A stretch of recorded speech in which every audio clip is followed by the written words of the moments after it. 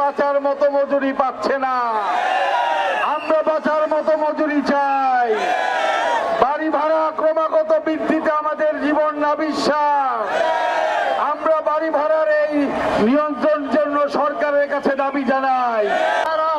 Bangladesh garments শ্রমিক ঐক্য পরিষদ মে দিবসের মাধ্যমে পরিচয় করে দিল যে গার্মেন্টস শ্রমিক সংগঠনের একমাত্র সংগঠন বাংলাদেশ গার্মেন্টস ঐক্য পরিষদ।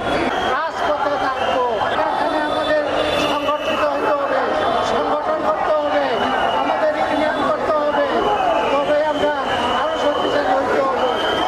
বন্ধুগণ, আপনারা সবাই ঐক্যবদ্ধ থাকবেন এই বলেই আমার বক্তব্য শেষ করছি। শুধু এই দিন পালন করি, আমাদের কিন্তু ক্ষান্ত থাকলে হবে না।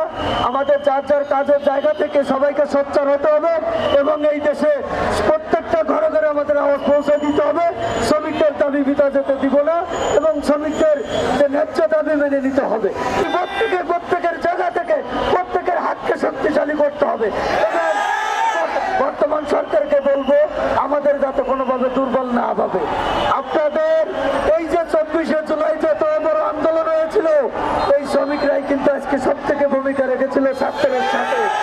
এই যে কাজটা করে মালিকরা আপনাদেরকে বের করে দিচ্ছে, টাকা পয়সাও দিচ্ছে, আবার আপনাকে রুটির রাস্তাটা বন্ধ করে দিচ্ছে।